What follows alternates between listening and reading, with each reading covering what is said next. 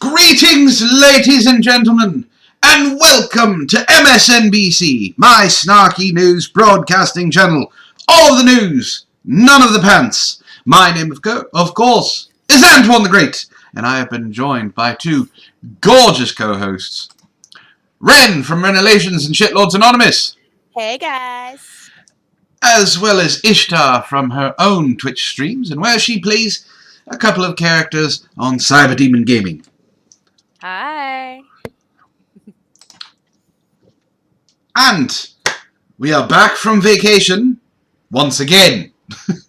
Apparently, we have been off and on the reservation.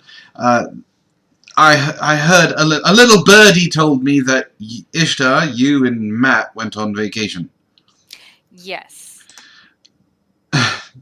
Oh God, we're getting it started early. Brianna for $2 says, "Hey all." Also, Hi, Siri. Also, Antoine Per, please.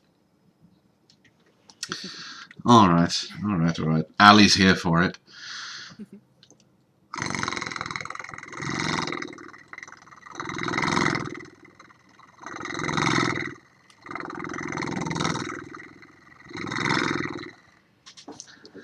There. I hope you're all happy. There's a question for you from Za. I'll get to that when we say hello to the chat. I don't know if I'm happy, but I'm something. All right, so let's go ahead and say hello to the chat and get some of these questions out of the way, and then we'll talk about your vacation.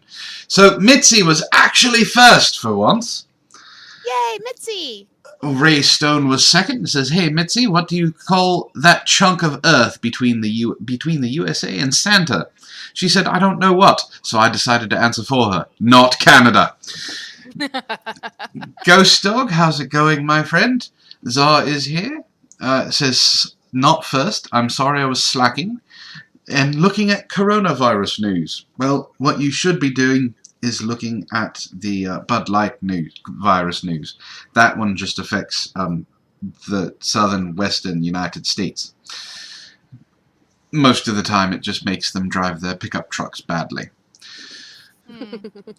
Tom Leach is here. We already saw Brianna is here. Hello, Tom. Hello, Brianna.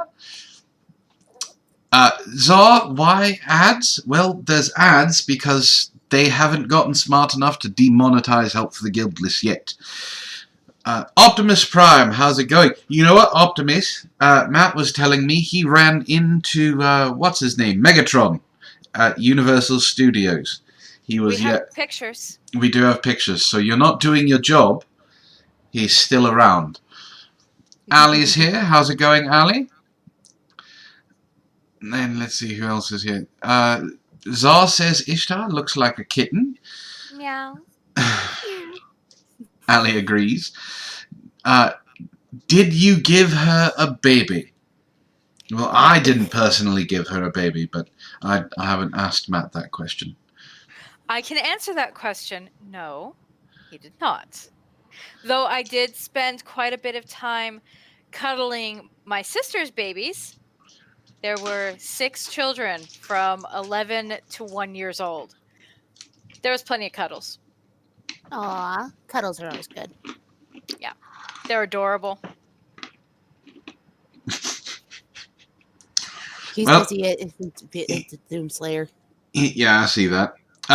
Ray Stone says, "When my wife would tell me I want a baby, I'd point out that playgrounds are unguarded." You got smacked for that one, didn't you? Probably. Alright, so we were on vacation.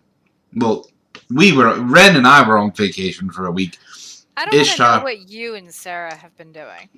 Ishtar and Matt actually went on vacation. Does work count as a vacation? No. Sorry. Ray says, "Many times he was hit, but fortunately only by my wife and not law enforcement." That's good. So what did you two do on vacation? We were boring people and actually do things like work. Well, we went and did 3 days at Disneyland and then a day at Universal. It was pure chaos because my family, there was 15 of us in the entire party, 6 of which were kids. And it was an absolute blast. The weather was gorgeous, except towards the end where smog started to set in and my allergies just went haywire. I mean, I sounded like I was sick as a dog, and I wasn't. It was awful, that part of it. But everything else was great. That's pretty much California smog. Yes, I had forgotten about California smog. I haven't lived there for many years. I did not get actually, yes, I did get drunk there. How's it going, Benzie? One of my favorite drinks is called a knock me down. Mhm. You don't taste the alcohol. It is very good. Let me guess, it knocked you down. No, I didn't fall down, but my nose was vibrating and the world was spinning. When my nose feels like it's vibrating, that means I'm drunk. How's it going, Bear Son? Long time no see. Bear Son, Galok Bear Son says smog ate your soul and you sneezed. Yes. Entirely possible. While we were there, I got to meet Matt's best friend from childhood, and who didn't have any embarrassing stories. And then we met up with his brother and sister-in-law, who I had met previously, but didn't really get to hang out there. Mhm. And they're super nice. And I did get a lot of embarrassing stories thanks to his brother. I enjoyed that highly. And then we also met Brianna and Tom. Brianna, Nice. whose nickname is now Super Siri. Which So- she needs to go to her Google account and change her name. Yes. But that's She is fine. now Super Siri. And we had a wonderful dinner with them and had a lot of fun hanging out. We stayed at the Grand Californian Resort, which is so pretty. And no, I'm not telling you those stories, Allie.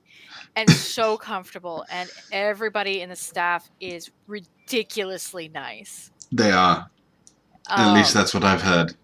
Yeah. Ben C wants to know if you went to the Lego store. No, we stayed out of the Lego store because I would have spent all the money we had there. All of the money. All of the money. But Matt bought me a beautiful set of earrings and necklace for Valentine's Day / 1 year anniversary. And then he Aw. spoiled me a little more because I wanted like a little itty bitty set of Mickey Mouse earrings. And instead, they aren't itty bitty. They're not huge, but they're not itty bitty.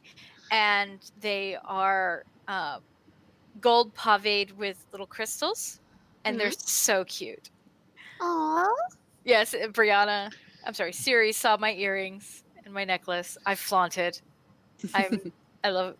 He spoiled me. Apparently, she also showed them off to her sisters. At least that's what he was And telling my me. mother, and they got the nod of approval from everyone.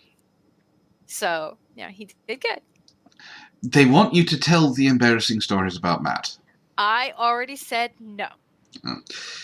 Not without Matt's permission, and Matt is not available right now. If he saw what you were wearing, he would be. See, You're this is not why- wrong, You're not wrong, but this is I why wouldn't be available. Yeah, and then it'd just be you and me. Well- She'd be off somewhere else. I mean, we haven't had a bath in a long time. Now, how would Sarah feel about that? I think she's out of dimension right now. Maybe. Well, you know what they say. When you're in a different dimension, what happens in the dimension stays in that dimension. Yes, but does that apply the other way? If No. you knew she was frisking around with someone else in a different dimension, would you be okay with that? Of course not. Then why is that okay for you?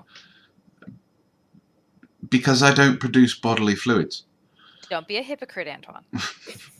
It's not about the evidence, it's about the act. All right. Before we get any further into that, shall we get on with the show? They don't come on here to hear you ramble about your vacation. They want to see the Tartars and they want to laugh. You're the one who brought it up. Shush. Let's just go on with the show. Just don't make him think too much. That's true. He really can't handle the thinking.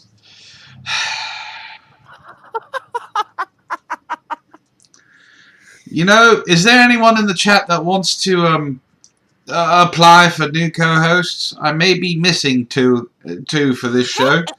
Hey. I did not say anything bad. And what would you do without cringe? I'm sure I can direct someone else to have cringe go up. Uh-huh. Then you wouldn't have two redheads. Hmm. And you would be down tatas. Yeah, it is two sets of tatas and two redheads. So I mean, Mhm. do you really want to do that to yourself? All right. You've Convince them. you have convinced me to keep you all.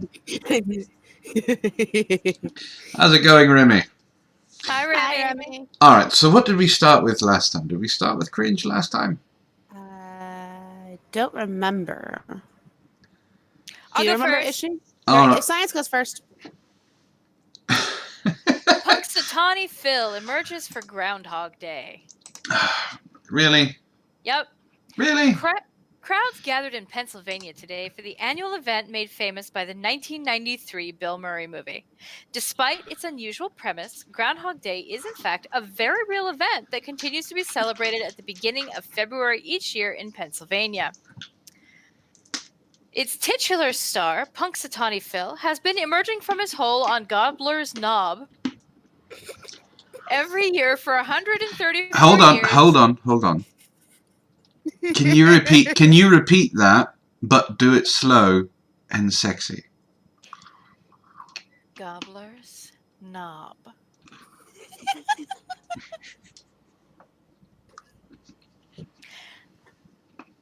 According to tradition, if Phil does not see his shadow, there will be an early spring. For the last 4 years, it's been bad news from Phil. However, at this year's ceremony, which took place earlier today, the groundhog reportedly determined that spring would come early. His prediction That's what she said. His prediction follows the news that the original movie star Bill Murray will be returning for a special appearance in an advert for Jeep that is due to be aired during the Super Bowl later. This was from yesterday, by the way. In it, he will be seen alongside the titular groundhog as he relives the nightmare of waking up every morning to find it's the same day over and over again. You can find the ad below, and dear God, Bill Murray looks old. That's because Bill Murray is old. Do we want to watch the ad? Sure.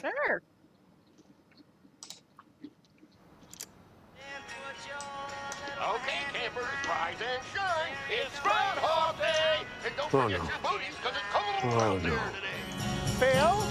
Hey, Phil! No, not you. It's me, Ned Ryerson! Okay, little fella, good job. That's different. Good job. Hey! He got the groundhog! Phil? Hey, you're gonna freeze to death. Who cares? See you tomorrow. Don't say your hair's too long. Safety first. Yeah. He got the groundhog! Phil! It's not personal. It's just a game. Not a bad day, huh?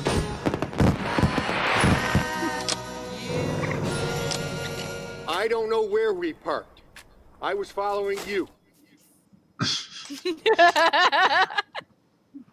That one. So, to answer your question, Bear Son, no. If he dies, it starts over at 6 a.m. immediately.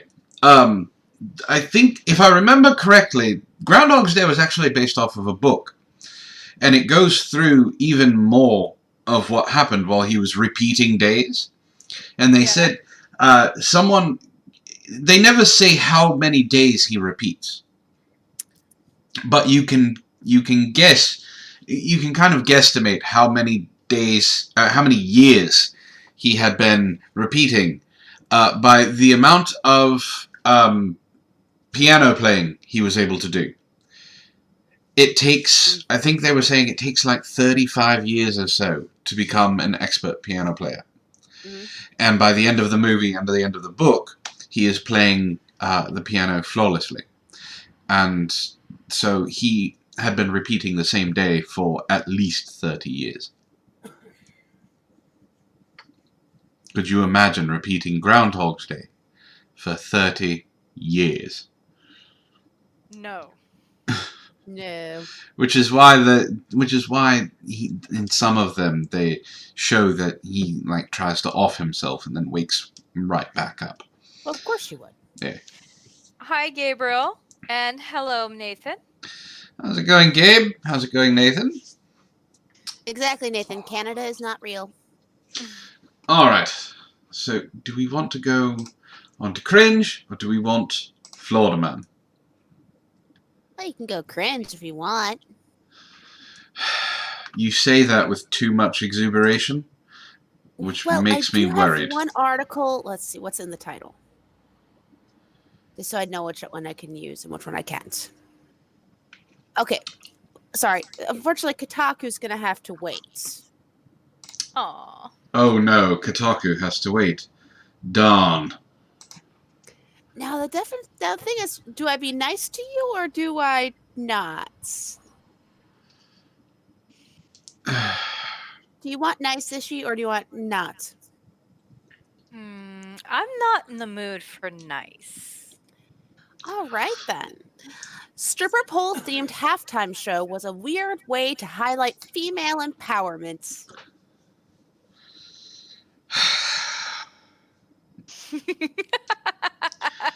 Why do you do this to me? It involves a stripper pole. That's sexy, right? Sure. How's it going, Clever? And Damalian. Hi, Hi, Damalian. Hi, Clever. Damalian says general policy is not to be nice to Antoine. Clever, we should be on next Tuesday. As far as I know. Everything looks good for next Tuesday, too. Yep. The hype leading up to this year's Super Bowl was all about women empowerment. Of course it was. From admirable soccer stars appearing in a secret deodorants ad to the San Francisco's 49ers, Katie Sowers being the first woman to coach in the NFL's biggest game. As one USA Today column excitedly put it, watch and see how women are taking control of the Super Bowl. Apparently, women empowerment includes scantily clad, vagina-touching 50-year-old women performing a routine on a stripper pole for the entire nation to view as her boyfriend cheers her on. All right, see, I have an issue with this. Yeah. And I think I told you about this at the beginning. If you're performing... Now, I will give credit to Jennifer Lopez. She looks very, very attractive for being 50. Mm. If your performance allows me to have the same in-depth knowledge that not only your husband or boyfriend has, but also your gynecologist, it probably shouldn't be at the Super Bowl.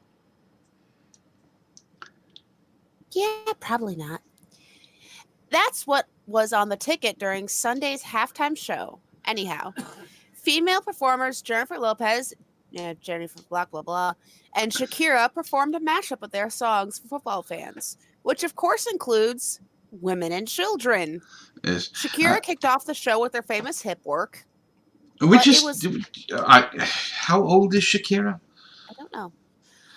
Someone Google it. But it was Lopez who made her look modest, starting out her set on a stripper pole and at one time seemingly touching her vagina in a suggestive manner. Wonderful! I'm glad all of the 10-year-olds are able to see this. Yeah. And make no mistake, the romp-shaking, stripper pole-themed performance was largely framed in the media as a nod to female empowerment. For example, as noted by Deadline, the stage was shaped like the female Venus symbol. Moreover, the likes of CNN's Jake Tapper retweeted a viral post of Lopez and Shakira celebrating one another after the performance. What no one saw reads the caption of the video, adding a happy face heart emoji. Subtext, "Go women, go." Of course, as highlighted online, the provocative nature of the halftime show was largely predictable. It was 16 years ago, for example, that the singer Janet Jackson exposed her breast to viewers with the help of her fellow performer Justin Timberlake. Yes, and people lost their goddamn minds about it. It was everywhere. Now you might as well just walk out with a thong or crotchless panties. No, you're missing the tasteful part, Antoine. You need the tasseled pasties. Yeah, exactly. You'd have no idea how tasteful tassels on your tassels on the boobs are. Or, follow Wren's example and get the sparkly ones. Oh yeah, glitter will always make it more tasteful. Yeah. You know, See? there are many fairies that die to create glitter for you women. You should thank them. We do. We And we do. honor their memory every time we sprinkle it on our body. It's in honor of them that we sprinkle it all over ourselves to make ourselves look like tasteful strippers. Nathan says motorized nipple tassels or get the fuck out. I mean, he's going high class there. Most people can't afford the motorized nipple tassels. You know, Yeah. damn alien, I don't need to see Arcata and tassels again. That was too much for even me, and I have seen some shit. Being part of the internet means that you see some weird things. That was too far. Yeah. Worse than cake farts? Cake Farts at least has an attractive woman. Okay. Fair enough. That doesn't mean the performance wasn't rightly criticized. Quote, yes, the producers put on deliberately provocative, inappropriate material so they can draw social media fire and accolades, noted the Daily Wire editor-in-chief Ben Shapiro. No, it's not inappropriate to point out that women touching their crotches on national TV during a family show is inappropriate. Quote, see that kids? Work hard and one day you too can grow up to strip at the Super Bowl, joked a comedian and podcast host Bridget Faisley. Not a bad joke. It's true, apparently. I mean, it's a goal that every woman should aspire to. Yeah, one day you too can strip on national television. I'm sure parents are proud. Look, Ali, period bacon is gross, and I've even seen the placenta shake. Okay, the tassels are just no. The tassels are even worse than that. Yeah. Quote, my favorite part of the Super Bowl salute to women was that the scantily clad woman twirling on the stripper pole, posted the National Review's Kyle Smith. There's a bunch of these. I like some of these for comments back. Quote, I get that I'm a Puritan, prude, fundamentalist, etc., and so forth, blah, blah, but I still think I should be able to watch the game with my kids, said the Daily Wire's Matt Walsh, including the halftime show. This should be a family event. Maybe the 50-year-old woman can strip on their own time, not during the game. That's a good point. Yeah, I mean, if you think about it, yes, Shakira's music has kind of always had that more provocative nature to it. Yes, and she's also a belly dancer, so that, there's that. Into its own self, that's provocative. And her hips definitely didn't lie when she was younger. I can't say the same for when she's, almost 50. Yeah. You know what? Gotta admit, when I'm 50, I hope I'm in as good a shape as she is. Yeah, she is in pretty damn good shape for 50. She could be a lot worse. Yeah. There could have been several bumps. So, Nathan Marcano says, 2021 halftime show is just going to be a bunch of dudes jerking off into a fishbowl. Ew. Ew. But yeah, they do make a good point. The Super Bowl used to be like that big family event. Like, you'd sit around and have wings or chili or something. It is still a big family event. You wouldn't know it by the way they're acting with the halftime show. Oh, no shit. How's it going, Steve? Long time.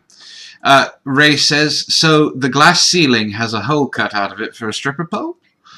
You guys are looking at this entirely wrong, to be perfectly honest. Yeah. This is a family event.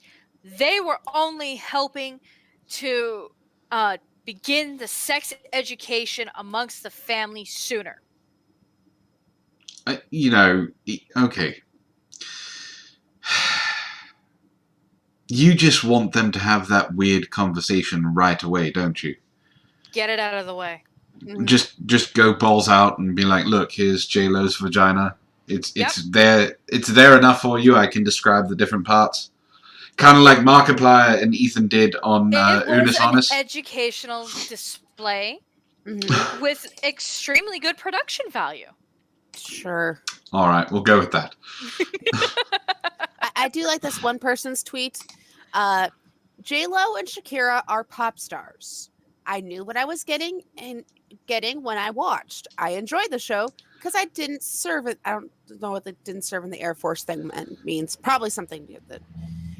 But my son, quote from this one, quote, my sons didn't watch because they were playing outside and I didn't need them going into puberty just yet.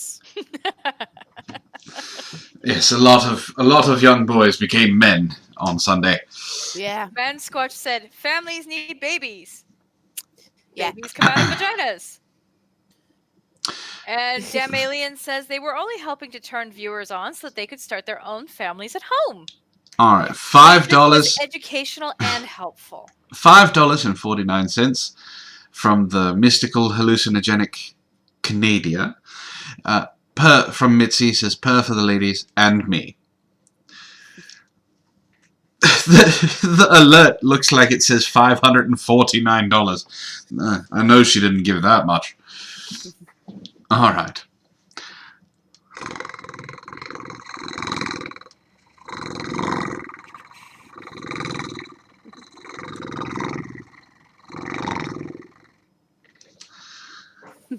There. Oh, and I like the last part of this. This is the very last part of the article. And quote, and yes, I did laugh about all that women empower women crap. Those two women have been empowering men's shorts for 20 years. Don't get rich and famous now and pretend you're Susan B. Anthony. You are what you are. Not wrong. Not wrong. I think that's the worst part of it. It's like, you can't claim women empowerment and then bitch about being objectified when you've been doing that for your entire career. Yeah. You made your money off of that. You don't get to then pretend to be a Puritan. Ray, kids do sometimes play outside. Nathan Marcano puts $6.90 for the motorized tassels. Thank you, Nathan. So I guess we're going to be getting some motorized tassels for Wren. For Wren. Okay. You won't get me to wear them. All right. All right. There's a lot of things I'll wear. Motorized tassels are not one of them. All right. So there was a slight problem. Mm-hmm. There were not many good Florida man stories. So I have some Florida man stories, and then I have some funny stories. So I'm going to leave it up to you two ladies. Do you want me to do a Florida man story? Or would you like me to do one of my two funny stories? Alternate. Start with Florida. Well, I have 5 Florida stories and only 2 funny ones. Then do Florida, Florida, funny, Florida, funny, Florida. Yeah, that sounds good. Okay.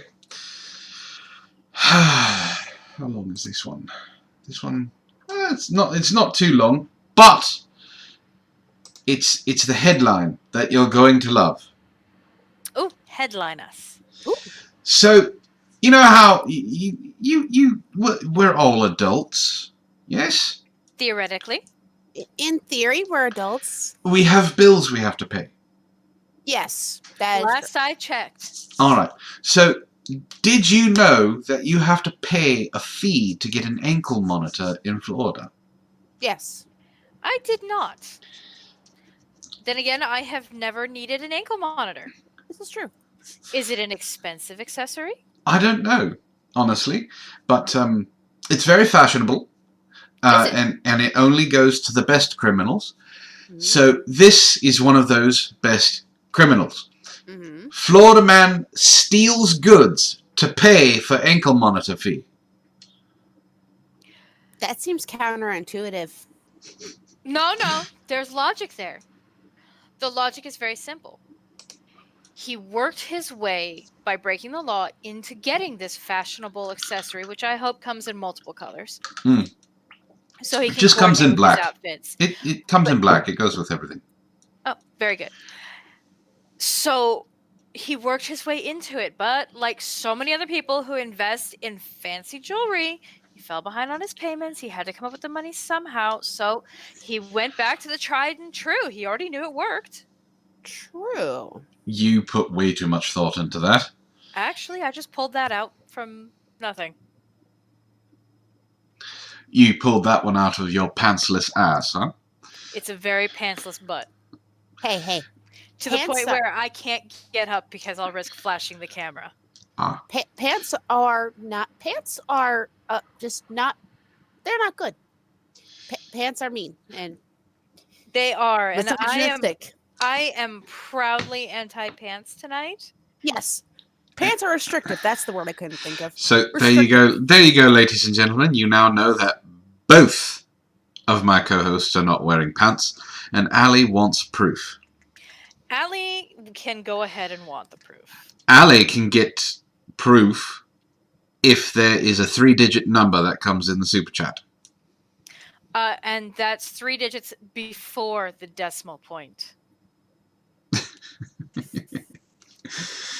All right, so let me read this article. Putnam County, Florida. Putnam County Sheriff's deputies arrested a man for stealing goods to pay for his ankle monitor fee. It all began in December when 32-year-old John Wayne Parker Jr. That is a hell of a name. Yes, was convicted of an aggravated assault charge in Palatka and given an ankle monitor to track his movement. In order to keep up with his payments, Parker decided to return to crime. He began by stealing cigarettes from Hitchcock's on January 20th. 2 days later, he stole some drills, batteries, and other items from work vehicles at a business on Masters Road. While PCSO was investigating these crimes, they were informed that some guy named John was trying to get some money to pay for his ankle monitor. At this point, deputies looked at Parker's movements and found that he was at Hitchcock's at the time of the burglary. Because, well, criminals may be intuitive and ingenious when they need to be. But let's be honest, 98% of them are about as sharp as a marble.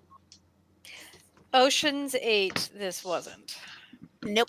At this moment, Parker turned up at the sheriff's office to pay for his late fee on his ankle monitor. Deputies arrested him and charged him with 3 counts of burglary, 1 count of grand theft, and 2 counts of petty theft.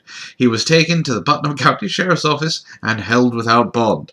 So he went from an aggravated assault where he was on parole to 3 counts of burglary, which is well, not a misdemeanor, and 1 account of grand theft, which is also a felony, and then 2 counts of petty theft, which of course is a misdemeanor.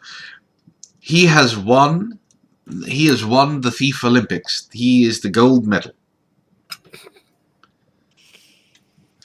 Well, at least he's achieved something.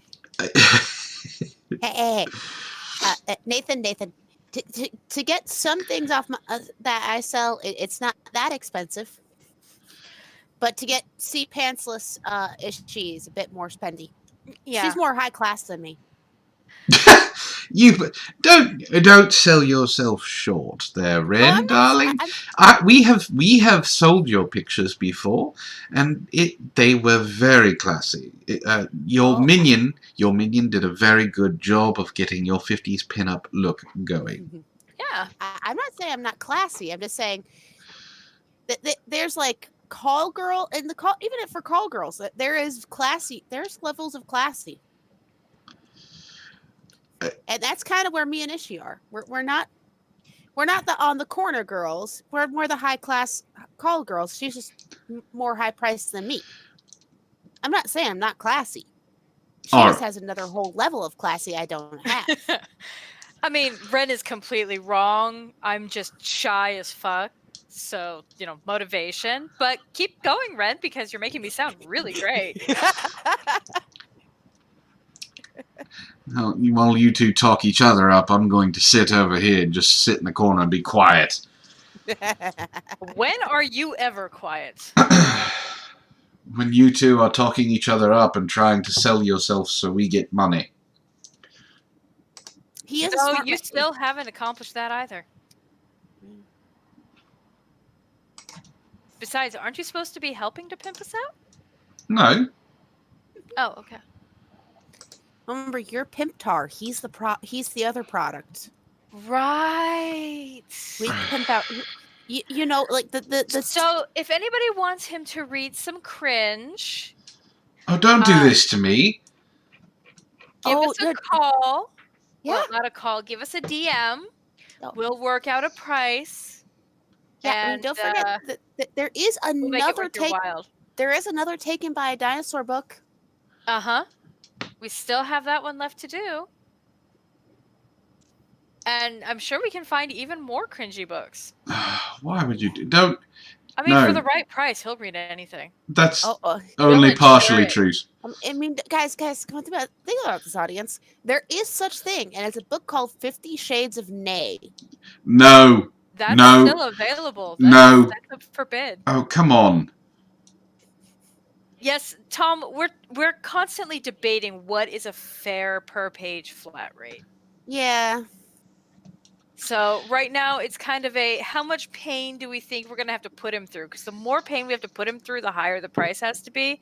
Because otherwise he just feels cheated. And while he is a cheap slut, I mean, we still have to pay him.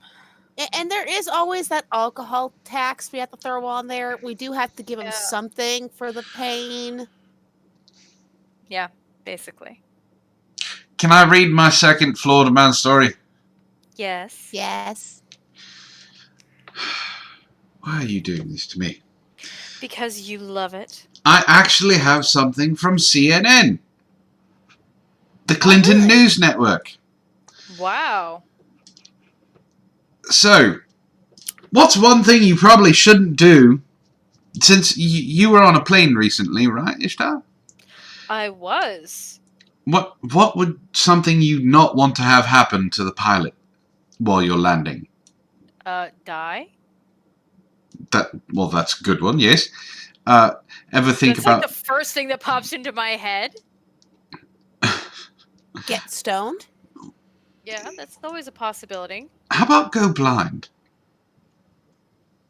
That is definitely the new topper on my list, short of death. Okay. From CNN. Oh, real quick. Optimus says yell bomb. Some dumb window licker decided to stand up on a plane and scream that he was infected with the coronavirus. The plane then turned immediately around back to Jamaica. What an idiot. Anyway. Alright. A Florida man was arrested for pointing lasers at planes landing at the airport. That's actually a thing? Yes. Dumb people do it. A Florida man was arrested on Wednesday night for pointing lasers at planes trying to land at Sarasota Bradenton International Airport. Charlie James Chapman Jr., this is another junior, 41, also is accused of pointing a laser at a Manatee County Sheriff's Office helicopter responding to the incident, according to the news release from the Manatee County Sheriff's Office. So not only was he pointing it at planes, he decided to fuck with the cops as well. Oh, he's a winner, isn't he? Yes. CNN could not determine if Chapman has a lawyer. I'm assuming it's called a public defender. Yeah. And this public defender just reads the case, looks at him and goes, "You're a special kind of stupid, aren't you?" Yes. According to the release, the helicopter spotted Chapman on a forklift and requested authorities to surround the location. Deputies tased Chapman after they alleged he grabbed a hammer and made a striking motion towards them when they made contact with him. The release says the laser pointer was found in Chapman's right pants pocket. A video released by the Manatee's Sheriff's Office shows a man pointing a laser at an aircraft, and he is later seen attempting to throw objects at the same aircraft. Of course. Chapman shot his laser pointer on a fixed-wing plane 4 times and 1 time at the MCSO helicopter, Manatee County Police said in the release. One of the pilots, who Chapman is accused of aiming a laser at, said he was hit in the eye and is having vision problems as a result of the incident, according to the release. Chapman is facing charges of aggravated assault on an officer, pointing a laser at a pilot with injury, pointing a laser at a pilot without injury, and resisting without violence. Chapman was transported to the Manatee County Jail. There is a correction. An earlier version of this story incorrectly reported which county owned the helicopter and was allegedly targeted by Chapman. Mm-hmm. Tom, why would you do this to me? How much... Tom, how many pages? How many poems? How long are the poems? So there's a video, I think it's of him doing the thing. Oh yeah. Alright, he's hitting us with a laser right now, so you guys go ahead, man, if you're close. And then he's throwing shit at the helicopter. Fucking idiot. I have the subject. He deserves everything coming his way. Yes. Every Tom, Dick, and You were covered by Bubba. the tower freak. Well, let's see. I'm going to look up the average No, they're already in on foot, stand by. poetry book here for that. Backing up, if you can hear it moving, he's the one driving. Let's see. Let's try to think of... wonder if I look up woke poetry. That's probably something you should look up. Well, And yeah. he is in the forklift trying... I didn't catch that traffic, is he running? There's a book called Woke Baby. K9, get here, please.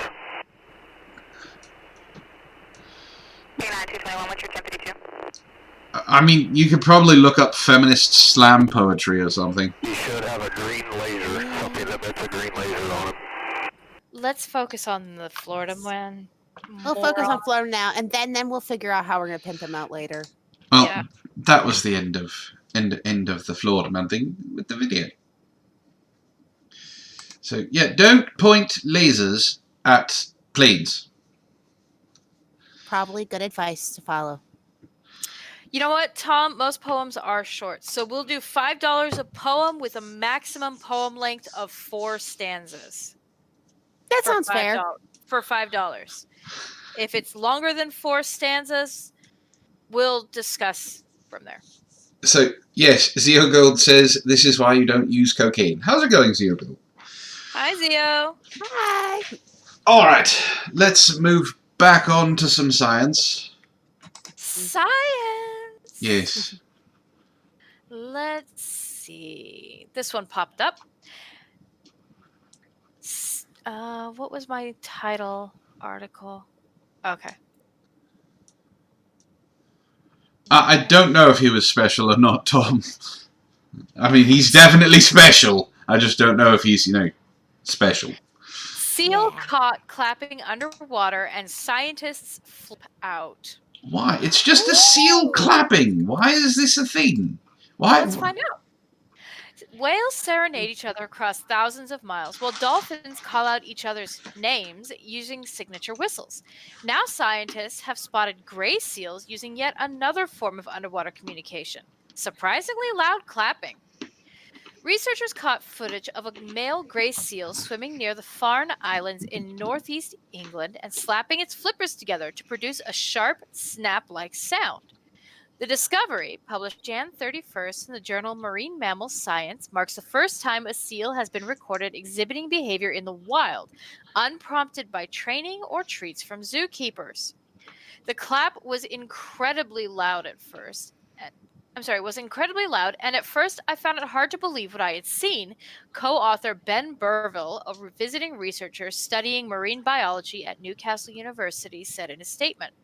How could a seal make such a loud clap underwater with no air to compress between its flippers? In the video, a wild seal forcefully smacks its flippers together in front of its chest to produce a sharp sound that lasts for less than 1/10 of a second. The high-frequency noise differs from the more guttural sounds usually heard from seals and cuts through the low-frequency hum of the surrounding ocean.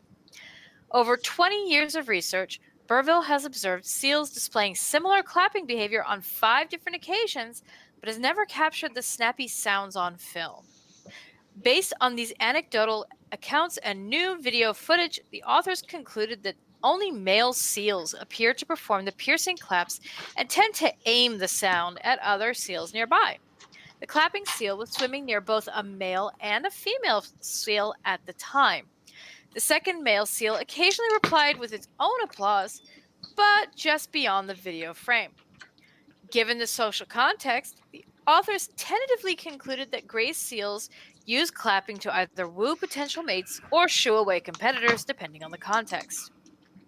Think of a chest-beating male gorilla, for example. Lead author David Hawking, a zoologist and research fellow at Australia's Monash University's School of Biological Sciences, said in a statement, "Like seal claps, those chest beats carry 2 messages. I am strong, stay away, and I am strong, my genes are good. And I am female, hear me roar." Other marine animals, such as harbor seals and humpback whales, slap their flippers together above water or smack the water surface to advertise themselves to mates and intimidate nearby competitors. Damn Alien has a very important question about the gorilla thing. Okay, Was it penoid? You know what? This has not been confirmed, but there are suspicions. However, we know that one way or another he's lying. These sounds can be heard both above and below the water, though unlike gray seals' underwater flipper slaps. Scientists don't yet know whether any creature besides the gray seal could be caught clapping beneath the waves. And no offense, Penoid, if you happen to listen to this, I'm just messing with you. Alright, hold on. $10 from Ghost Dog, per for the ladies, and some poets. Antoine. Aw, Ghost Dog, thank you. I sent you an option for some poetry we could use to torture him. Okay, Ghost Dog, we will not do the poetry on this stream, but we will try and work it into the next one. Wren, do you want to keep track of how much poetry he is owed? He is owed 2 poems. There is one book I found. If someone else donates $5, it can be purchased. It's from Gabby Hanna, a poetry book. Alright, let me do the per thing while you are going to be making me read feminist slam poetry. Oh, see, it's not feminist slam poetry. It's millennial complaining poetry. What's the difference? She'll get back to you on that. Yeah.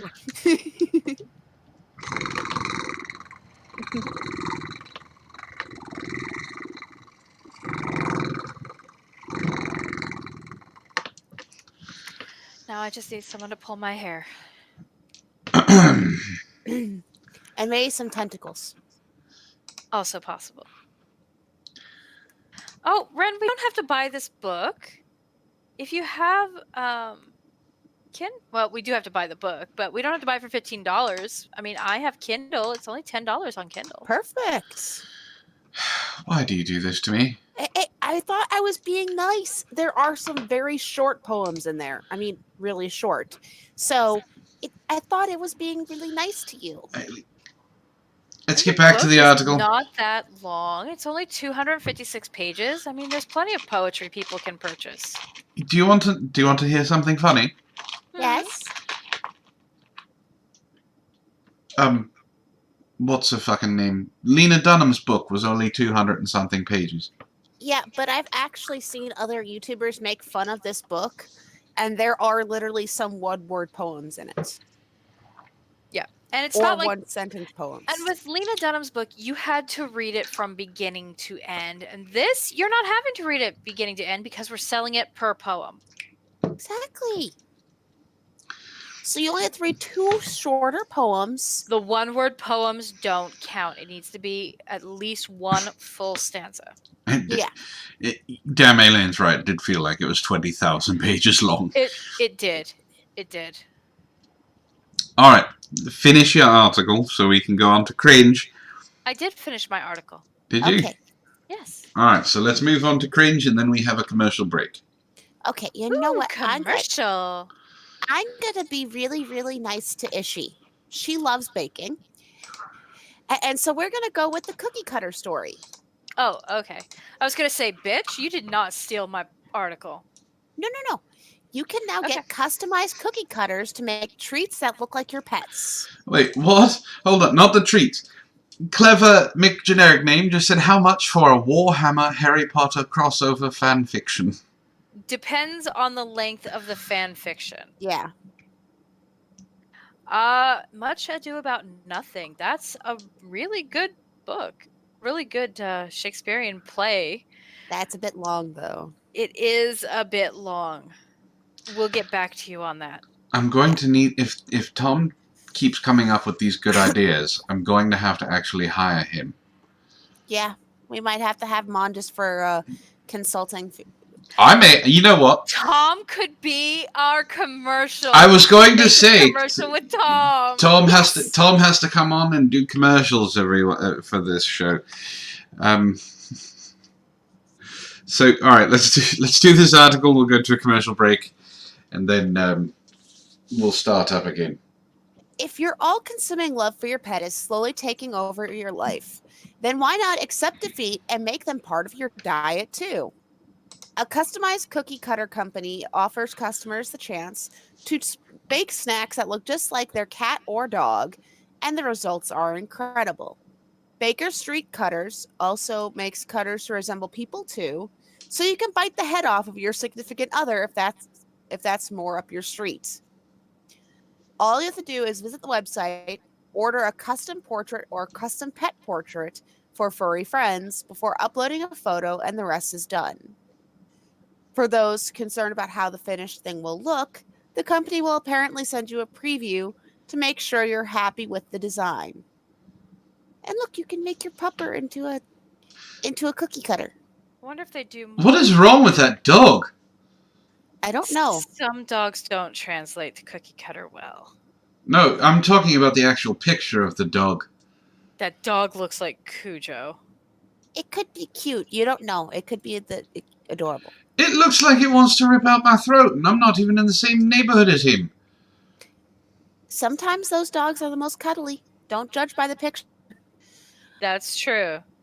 Custom cookie makers will set you back £20 with shipping about £4.60, I'm guessing. Other cutter options include custom names, map, Christmas edition, and the famous faces such as Freddie Mercury, David Bowie, and Frida Kahlo. Kahlo. The custom designs have already received glowing reviews online. One wrote, "This looks so perfectly like my boyfriend." Tom wants to know how much for a goatsy meme cookie cutter so I can send people goatsy cookies. Apparently, if you have the right thing, £20 plus about £5 in shipping. See, they're asking about meme cookie cutters. I'm thinking something far lewder. Yeah. And what were you wanting? Well, he likes to snack on it anyway. Moving on. Article. See, that's nice. You see, you could get cookie cutters that look like your cats. Oh, she's thinking about a cat, just not the ones that roam around. I'm trying to take it to the not in the gutter place. All right. Good night, Nathan. Yeah, Bye, drop me a DM on Twitter and we'll figure it out. Okay. All right. Have a good evening, Nathan. It is time for our commercial break. Yay! So, I will start, and then you ladies can fight over second and third. My name, of course, is Antoine the Great, and I am the host of Help for the Guildless. I also run this show. So he thinks. Anyway, if you like what we do here on MSNBC, you may also want to check out The Last Vox on Sunday, where Matt talks about, well, crazy articles, politics, and pretty much anything he damn well pleases. I don't really watch it, so I don't really know what he does. It's at 4 p.m. Pacific Standard Time.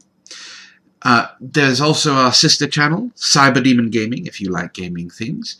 There are live streams every Saturday at 10 p.m. and a video released twice a week. If you really like the show and you want to support it, go ahead and hit like on this stream. You can also join the channel, as well as become a patron or donate through Streamlabs or PayPal. Or, if you want to really support the channel, there is a merchandise link down below. Once I get enough people sporting Help for the Guildless and Cyber Demon Gaming merch, I will be putting up a slideshow of everyone showing off the things that they have bought. So...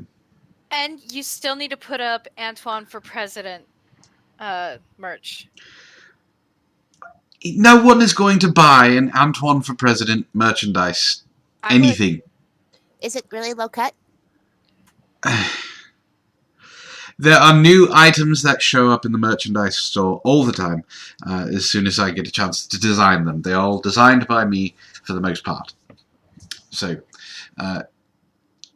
and that's my commercial.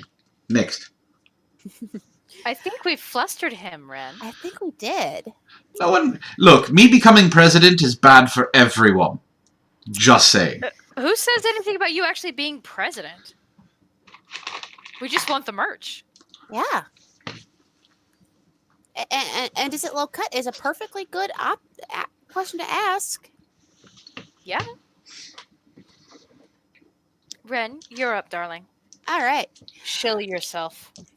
I'm Wren. I have show relations that I, on occasion, do when my schedule isn't going batshit crazy. Otherwise, you can catch me hanging out here every Tuesday, or if you need your Twitter feed a little spiced up, you can always hit me up in DMs. My links are all below in the description thing. Yes. The description thing. The description thing. I am Ishtar. I am Matt's significant other, and occasionally I slap Antoine into line. Depends on if Sarah's available. Excuse you? I help out on Cyber Demon Gaming sometimes with voice work on videos. I have my own Twitch channel at twitch.tv/IshtarJMO, where on Mondays and Fridays I play games. I play all kinds of games. Yes, she's playing a game right now called Trade Winds, where she is destroying helpless pirates. They don't even do anything. She kills them by the fleet load in 15 seconds. It's horrible. They started because they attacked me first. I'm just a helpless merchant going from one port to another, marketing my wares. They started, but I do stupid voices on that particular stream, and you never know what we're going to get up to. So that's me. All right. And now back to our regularly scheduled program. So we are going to go to Florida Man, but you did say to switch it up. Okay. Yes. So,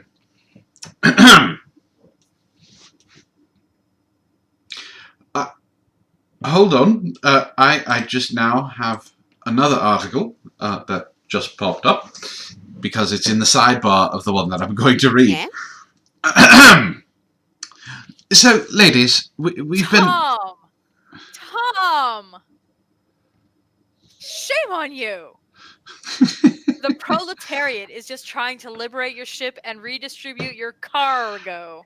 All right. So, there are all manner of sex toys. Yes, we've had some of them on this in articles on this show. Yes. We've talked about Goop. Now, I will admit, even though Goop is a bullshit company. They do sell legit sex toys. For probably more than they're worth. Yes. Yeah. What's the what would you not want to well, what would you not want to use as a sex toy? There's all number of things I don't want inside my Pookie. Anything that's not designed to actually go in there? Well, okay, so this is technically designed to where it could go in there. Just because it can doesn't mean it should. What she says. Okay. Well, doctors are urging women, which you two are, we do have some in the chat as well, Yeah. Last time we checked. not to put popsicles up their vaginas to cool down during the summer. Duh. Shit. You would think that's something that you would. I mean, if you want to actually cool down during the summer, you put something cold on the back of your neck. But apparently, there are women who believe putting it there is going to cool you down. Okay, look, I know there's something called a push pop out there. It doesn't mean it needs to get pushed up somewhere else. All right. So the article starts off, "Hey women, I get it. It's hot. So freaking hot that you would do anything to cool down. Heck, you can't even walk down the street without sweating a bit here and there, especially if you're from the south. It's been literal hell this summer, and I have a feeling it's only going to get worse from here. If Greta Thunberg is anything to go by it, you know, she's going to scream, 'How dare you!' by using the popsicle in this manner." We're stealing her childhood. We are stealing her childhood, and this is definitely turning her into a woman rather quickly. Ew! Ghost Dog! Ghost Dog says, "Wow, so a tuna popsicle." Ew. The heat wave is real, ladies. Naturally, as many of us do, we like to cool down by either going to a place that has AC at full blast like the movie theater, or we take a nice trip to the pool and enjoy some good, cool water. Like normal people. If you really want to cool down, you go take a hot shower.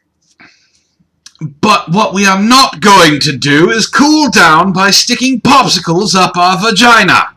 There's so many things wrong with it. Yes, apparently so many women are doing this for some gross and odd reason that doctors have had enough and are urging everyone to stop. Tom says, "Just freeze your dildo, ladies. Stop trying to improvise. Don't MacGyver your vaginas." Don't even freeze your dildos. Do you know why? Because your skin sticks to that and it hurts. And then you have to go to the ER and explain why you have a dildo stuck in your vagina. And or you sit there and you desperately wait for it to melt enough to detach. Ishtar. Huh? You sound like you have some personal experience for that. Have you ever stuck your tongue against the freezer? Against like a drawer in the freezer or something? No! An ice cube? No. I have. I was not a smart child. Now imagine that down below. I just did the tip of my tongue. And that sucked. Now imagine down below where it's basically a wet tube. Yeah, no. I don't have to do it to know how bad that's going to be. So here's the breakdown as to, we're just moving on from that. Here's the breakdown as to why you shouldn't put popsicles, ice lollies, ice pops, or whatever you want to call them, up your hoo-ha. Which I can't believe I even have to write this, and I can't believe I have to talk about it, but I'm gonna do it to save a few lives here and there. Oh, by the way, I want to thank Ben C. for this article. It may have come out last July, but this is ridiculous, so thank you. Basically, Ben.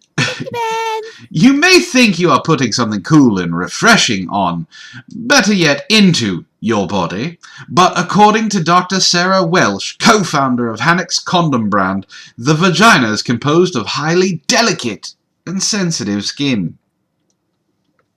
Yes. Yes, it is. Meaning, although things may seem innocent to the area of the body, if they come into contact with the vagina, it can cause irritation, infections, and severe damage. Now, I am no condom expert or gynecologist to tell you that there are quite a few things that shouldn't go up your lady parts, such as wasp nests or garlic knots. Yes, this is an actual thing. We talked about that one. Yes, we did. But I can assure you that iced popsicles are not meant to go up there. The ice can stick to the delicate skin of the vagina and cause real trauma and severe damage. James Carter, how's it going, James? Says, I can never have a popsicle again. That made me literally gag. Yes, Steve. Garlic was one of the things that was talked about. There's also been articles telling women not to put bath bombs up their vagina too. So it's not like there's some really there are some really not smart women out there. Yes.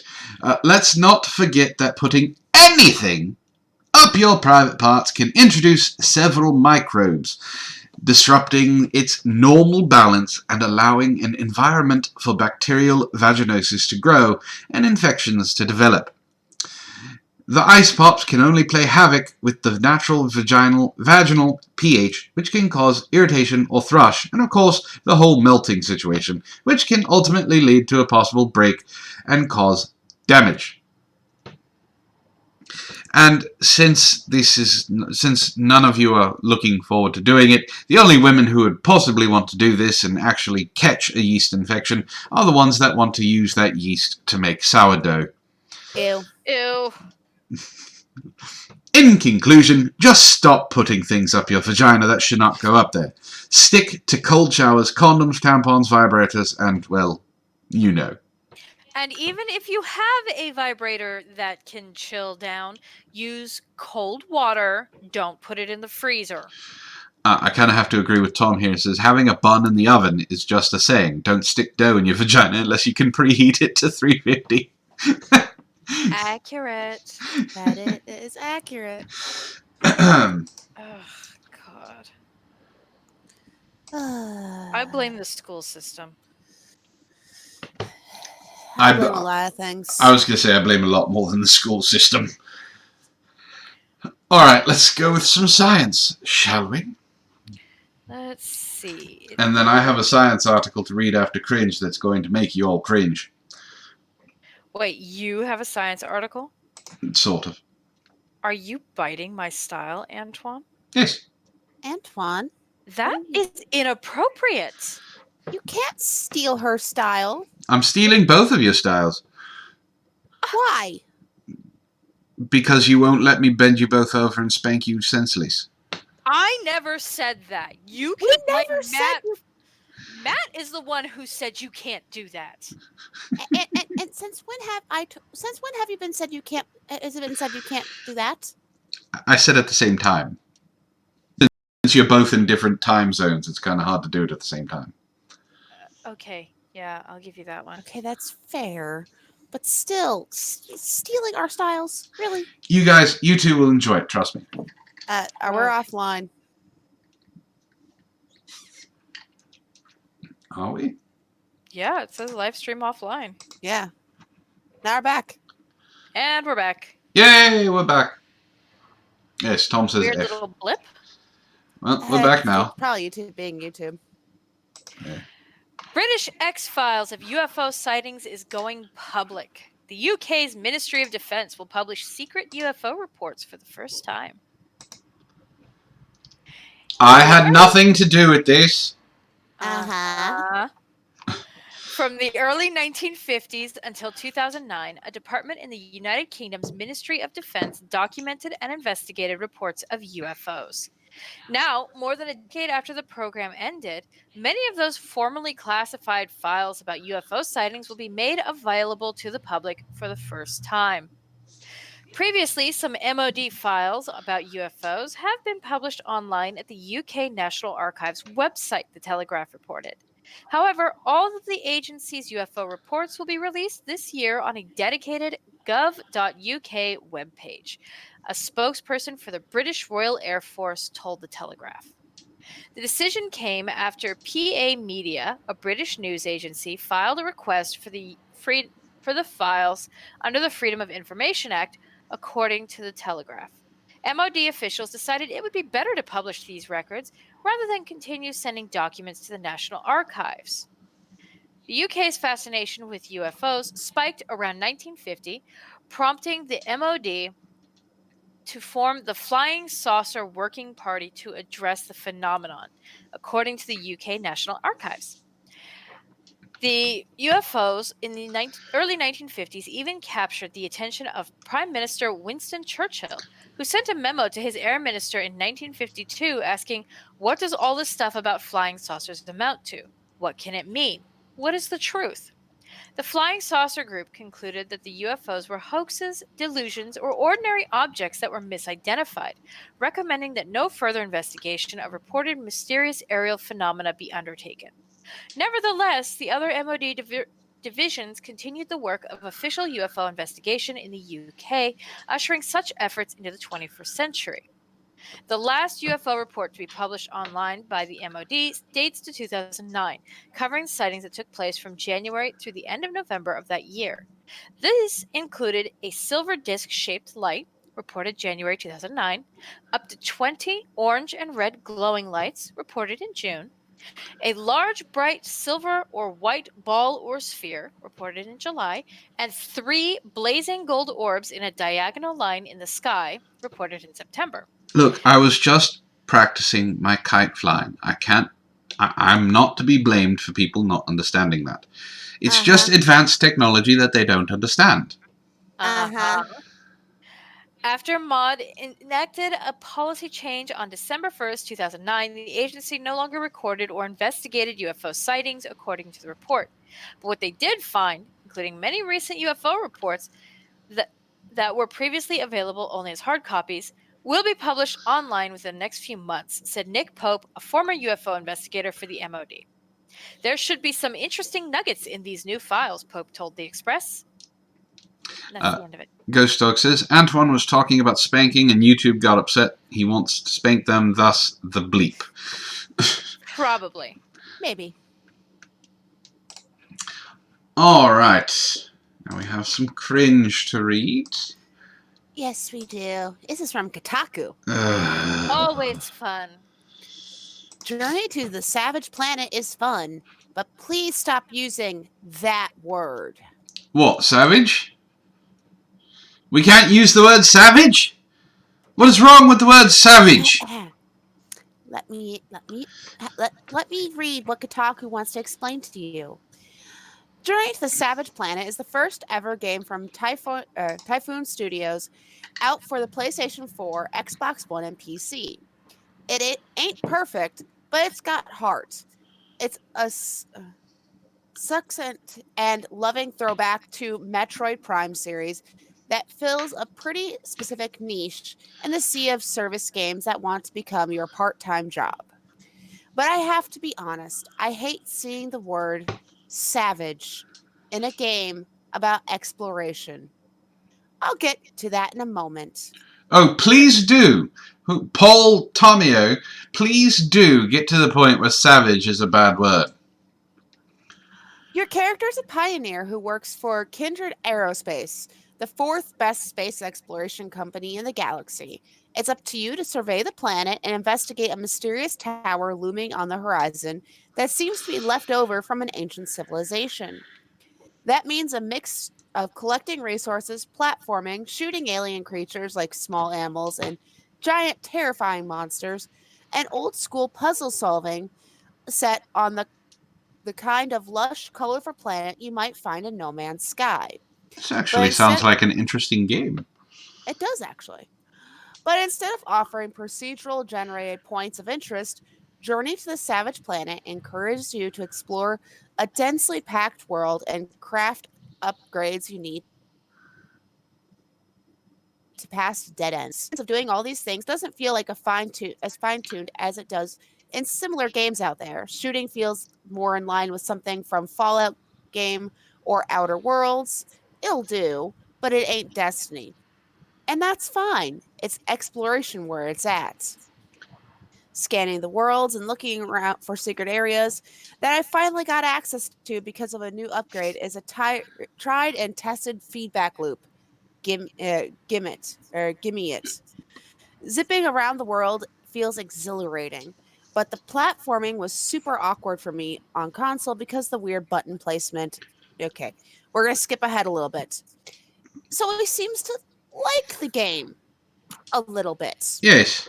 Like it honestly, that's probably a good way of selling it. That does sound like a fun thing to play. Ishii might want to play that. Possibly. She loves resource management games. I really do. And this seems to be that way, along with crafting and upgrading. That seems like something Ishii might like. Now, anyway, Journey to the Savage Planet is flawed, but still fun. And this is definitely all I have to say about it. Bye. Just kidding. I'll be real with you. My eyes rolled right the fuck out of my head when I read the title of this game at its reveal at 2018 Game Awards. I know I sound like a wet blanket, but just hear me out. The word savage has a long history of being used to justify violence or violent behavior by colonizers. Fuck this person with a rusty popsicle dildo right in the ass. Oh, God. Didn't start with Journey to Savage Planet. This ain't new. No. Gabrielle Soares wrote a dope piece for Vice Games called Civilization and the strategy games Progress Delusion. He points out that for Vice Games? Yes. Are you fucking kidding me? So we go from Kotaku to Vice Games. Jesus. He points out that most strategy games are rooted in the British philosopher Herbert Spencer's definition of evolution, the advancement from simplicity to complexity. Soares goes on to say that evolution as progress became the bedrock of early anthropology. The 18th century savage became the 19th century primitive. No longer something altogether different, but instead just backwards. They do understand that savage has different meanings, right? Apparently not. It doesn't just mean one fucking thing. It means a couple of things. I'm going to like you read, and I'm going to actually put the dictionary down. Hands where I could see them. Fuck this person. Savage inherently offensive? Technically, no. But the word savage has a weighty history. And look, a lot of that history is racist as fuck. How about you shut the fuck up? Alright, here. I brought up the dictionary. No, I'm not talking to Wren. I'm talking to this idiot. What's his name? What the fuck is this person's name again? I don't fucking remember. Paul. Listen, Paul. Here, let me give you a little lesson. The term savage has two definitions. One, of an animal or force of nature, fierce, violent, and uncontrolled. Two, of something bad or negative, very great or severe. Now it can be used as a noun, a brutal or vicious person, so that person would be savage. Now the verb, especially of a dog or wild animal, attack ferociously and maul. If I see you, if I ever run into you, Paul, I'm going to give you a savage beating, the likes of which you have savagely never understood, that could possibly savage you ever again. You fucking twit.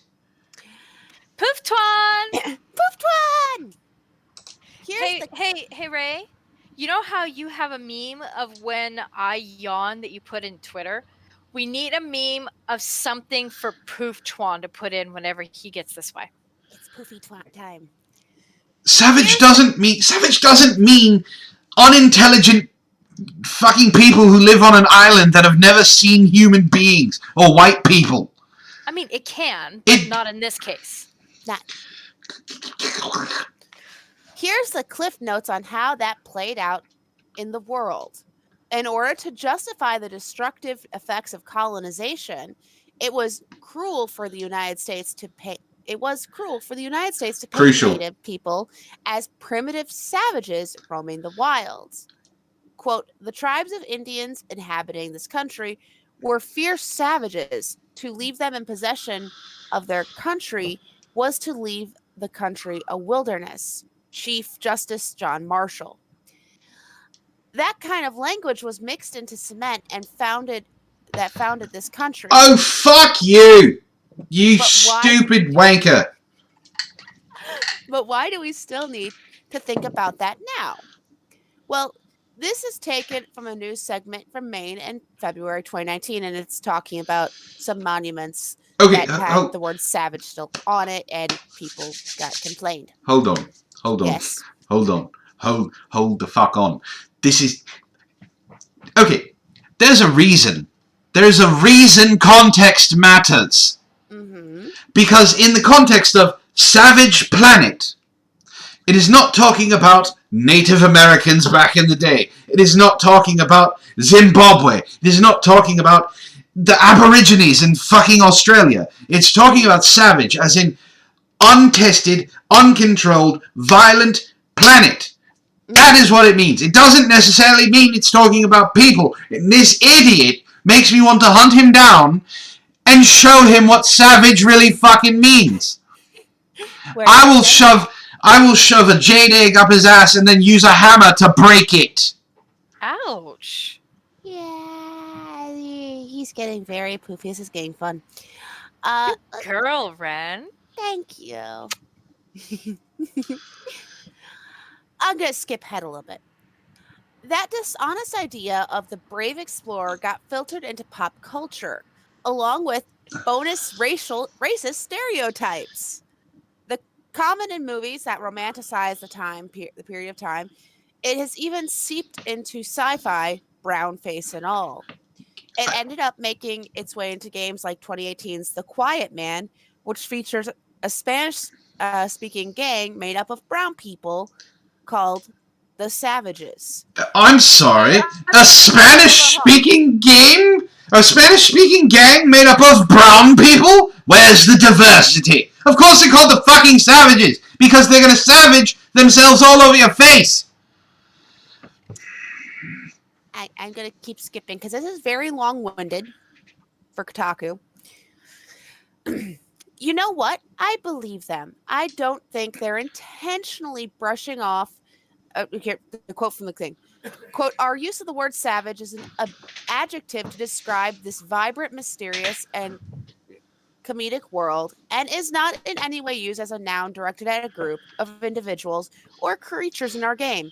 We hope that players enjoy this upbeat space adventure when we launch early next year, and look forward to continuing our path to create a positive, inclusive gaming experience for all players. So you called it there, Antoine, on what they really meant with the use of the word in the game title. Ishtar, you were going to say something. I forgot what it was. That's all right. Probably the same thing you were saying. There's a difference in context. There's a difference in word usage. Mm-hmm. If I say that the Aborigines are a bunch of illiterate savages, yes, I'm using savage in a negative term. Mm-hmm. If I am saying that the undiscovered wild planet is a savage, untested planet, I am not calling it the noun of... Ren, not insulting it. I'm not insulting it. I'm not using it in a way that is supposed to be derogatory. I'm using it to describe something. It is a fucking adjective. These people have never even taken a basic college English class. They have not even gone through fucking high school, understand? Did they even graduate, or did they just get a GED? You know, the good enough degree. I don't understand how these people get anything even remotely popular. I don't know how these fucking idiots. You could go to this asshole's Twitter, and I can guarantee you he has thousands upon thousands of followers, and he speaks nothing but absolute goddamn garbage. And unfortunately, people think that he's intelligent. Why? Because he's a journalist. And I'm using giant fucking quotation marks that you can see from Savage Space. It gets better. Just wait. You know what? I believe them. I don't think they're intentionally brushing off the history of the word. In this game, you're not killing or herding off aliens into camps or anything.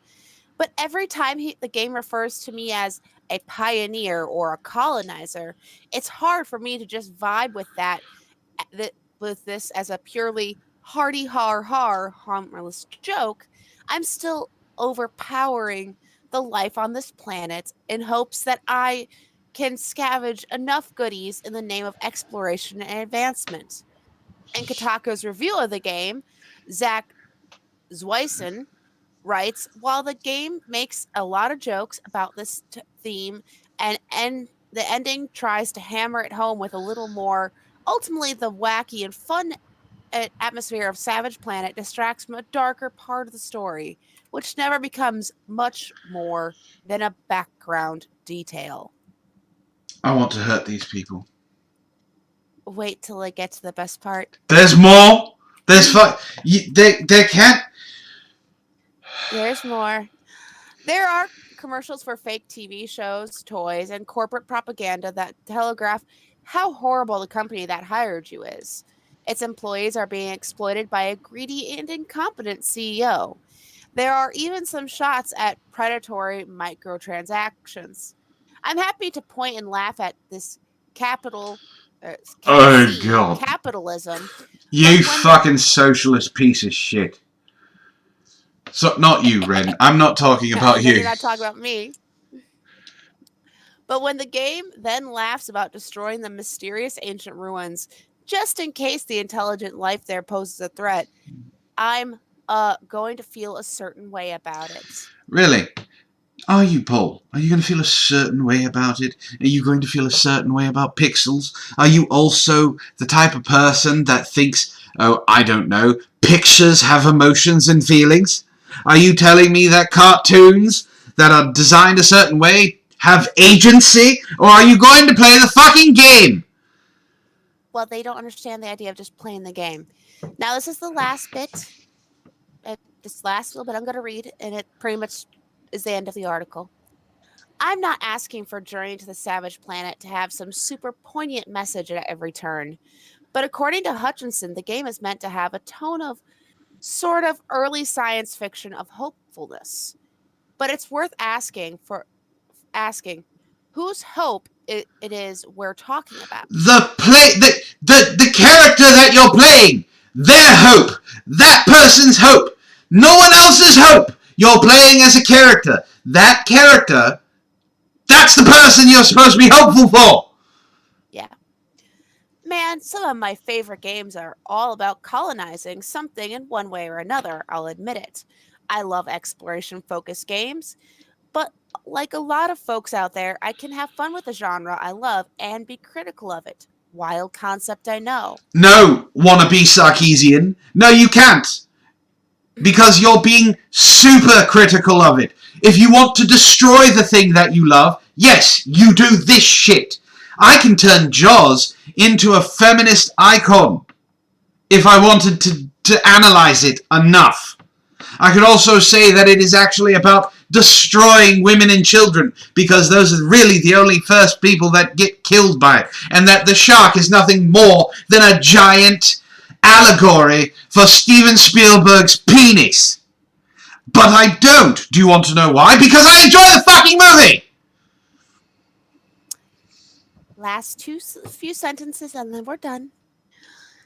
I'm not going to die because the title of this game or its story's lack of conviction. Like I said, this ain't new. I even thought the game was pretty fun. But that emotional purchase Hutchison talks about hits a little differently when the history paints some of us as savages. Columbus Day is still a national holiday. That's the end of the article. Antoine, What? are you all right? No. Are you okay? These people exist. They do exist, and unfortunately, we share a world with them. Do you want to see? Do you want to see leggings with really weird butts No. to feel better? No. Are you sure? I'm positive. I want to hunt down whatever this idiot is. You don't want to see corgi butt leggings? What? Now you have his attention. No, you don't have. No. Yes, I do. Too late. Here, we'll all calm down and we'll breathe. And here, corgi butt leggings. Where did you send it? You sent it to Twitter. I sent it to Twitter. I hate that people don't understand We don't what the need fuck we don't need context the is. article. We just need to look. Butts. That is horrible. Why would someone make that? I don't know, but it's butts and leggings. I figured it's something to get your brain off that. I don't want to submit my email to these weird people. This does not need to be a thing. It absolutely does. No, it doesn't. Of course it does. Just because it exists, it hurts you. Someone bought that for their mother for their birthday. See? Corgi butt leggings. Oh, God. That's horrible. Alright. You have all seen the corgi butt leggings. It's so cute. Isn't it adorable? I would never wear any, but I would giggle seeing a little kid wear those.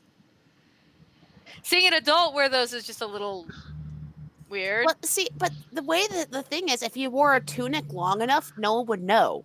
Yeah. So it's kind of like that fun little personal surprise. Yeah. Yes. I want to get revenge on people. A lot of the time. Mm-hmm. This person has found a way to get back at his father. Okay. Can you even fathom what he did? No. No. It's in the title of the show. Okay, so we look at the title. He painted his home rainbow. That seemed like a very that's a way of getting revenge. That's not bad. We saw it, Damn Alien. We'll have to look at it after the stream. Florida man turns $500,000 home into rainbow nightmare to get back at dad. Good for him. And yes, I agree, God Pikachu. 7 billion people on this earth is too much. It needs to. You know what? I'm one to believe, Akajin, that the coronavirus was manufactured to cull the planet. I embrace it. I'm sorry, Tom. You humans have outlived your usefulness. It is time for it is time for a different species to evolve and take over. But what about me and Ishi? I will protect you in the bunker. Okay. All right, that's fine. A father-son feud has turned even uglier, with a wild rainbow-coloured paint job on a $500,000 home in a swanky, gated Florida community. You know for a fact that HMO is not happy about that. The do-it-yourself disaster splashes and splotches of blue, orange, yellow, green, red, purple, and pink paint that the windows, along with a nearby tree, the lawn, and even the mailbox, is riling neighbors in the lakefront community of Naples. The paint job unfolded over a couple of weeks, neighbors told the Naples Daily News, and soon afterward, Jeffrey Liebman, who owns the home with his father, Dennis Liebman, moved out. It turns out father and son have been duking it out in court. Property records show that the men purchased the 3-bedroom, 2,517 square foot home as a 50-50 owners in August 2017 for $500,000, according to the Naples Daily News. Less than 2 years later, Dennis Liebman filed a lawsuit to partition or divide the property and force a sale.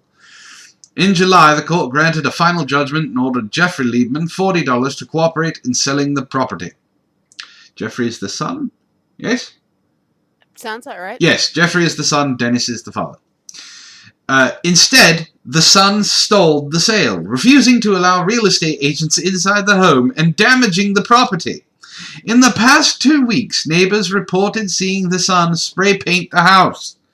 The last straw for Amber Chapman, who lives across the street, was when Jeffrey Liebman used long paint rollers to cover a majestic royal palm in his front in pink, blue, and yellow paint.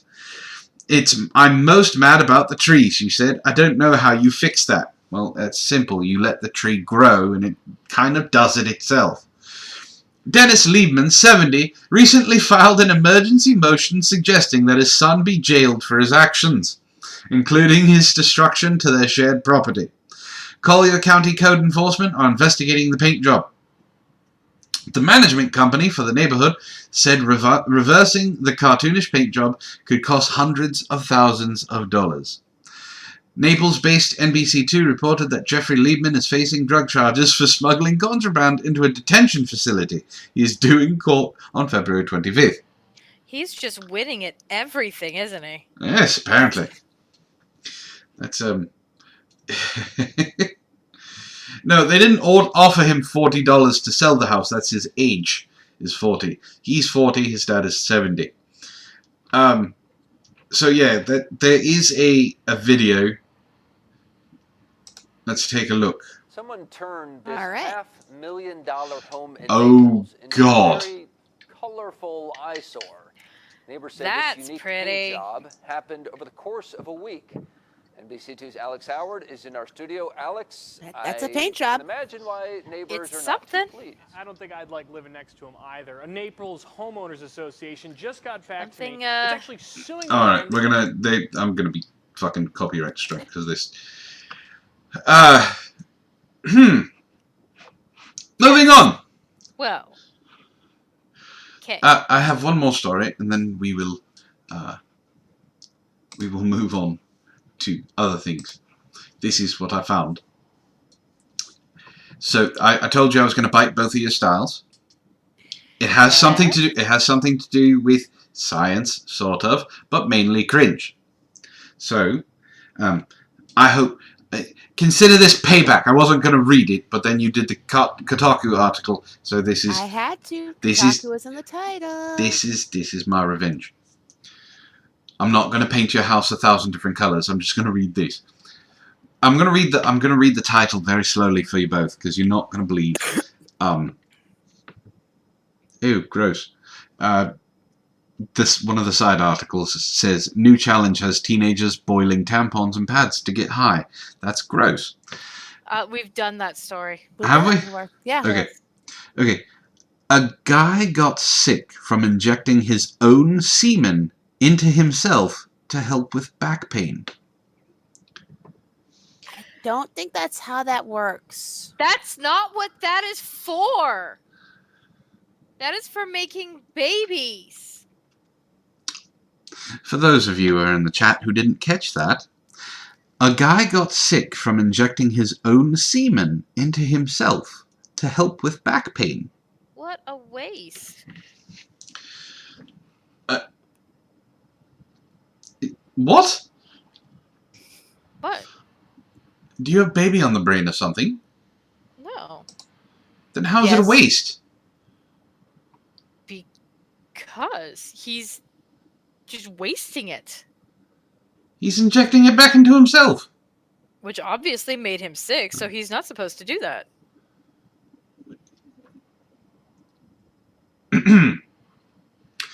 When it comes to medicine, you can't just assume that you get the gist of it and start treating yourself. See, God Pikachu says Ishtar wants a baby in her. Sounds like everybody wants me to have a baby. It does sound like that. Especially not with your own hot sperm and a needle you bought on the internet. Because that's a guarantee of cleanliness. One Irishman, however, had an idea that if he injected his semen into his arm, his back pain would magically disappear. Because stem cells. Just take some Advil. Okay. Anyway, that for sure didn't work. The guy's back was still messed up, and he had to go to the hospital because of a subcutaneous abscess on his right arm.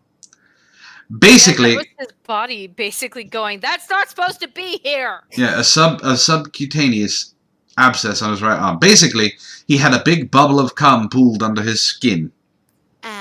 Because not supposed to be there. As Steve says, that's not how stem cells work. And God Pikachu says that get the jizz of it.